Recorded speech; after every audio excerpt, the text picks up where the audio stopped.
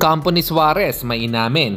Nakatani versus Inoue, haton, may banat kay Pacman. Ito at pag-usapan natin. Pero bago ang lahat, pakisubscribe po ng channel ko. Huwag nyo na rin kalimutan i-click ang notification bell para lagi kayong una sa balita. Pag-usapan nga po natin mga kaboxing, ayon sa coach ni Pound for Pound King Junto Nakatani na si Rudy Hernandez, ay ayaw nilang patagalin pa ang laban kay Japanese monster Naoya Inoue. Dapat daw ay maikasa na sa lalong madaling panahon. Opo, walang duda kung gaano kagaling si Naoya Inoue. Pero sa boxing, style makes fight.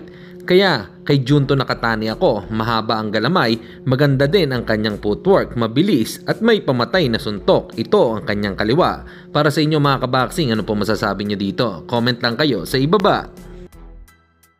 Samantalang dating nakalaban ni boxing legend Manny Pacquiao na si Ricky Hatton ay nagkomento sa nalalapit na laban ni Pacquiao at Mario Barrios.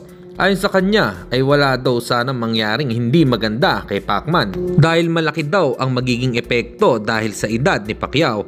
Na question din ito bakit pumasok ito sa WBC ranking na rank number 5 kahit pa ito ay hindi aktibo sa pagbaboxing. Kaya para kay Hatton ay unfair daw ito para sa mga aktibong fighters. At sa kabilang balita naman tayo mga kaboxing, ayon sa coach ni Charlie Suarez sa naging laban nila kay Emmanuel Navarrete na si Coach Delpin, panalo daw talaga dito ang alaga niya. Malinaw na suntok ang tumama kay Navarrete at hindi ang ulo. Noong sinabi daw ng referee na headbutt ay kinabahan na daw siya. Alam niya kapag dinaan sa score ay matatalo sila. Napansin daw niya ang body language ng referee, ng doktor at si Navarrete. Para daw nag-uusap sa mata at ayun nga nangyari na ang kinatatakutan niya. At itinigil ang laban at dinaan sa scorecard kaya sila natalo. Sayang daw kasi ang plano nila ay inakaut si Navarrete kasi nakapag-adjust na daw si Suarez. Sayang at natigil ang laban. Hanggang dito na lang muna ang ating balita. Dito na lang ang aking boxing news report. Babu!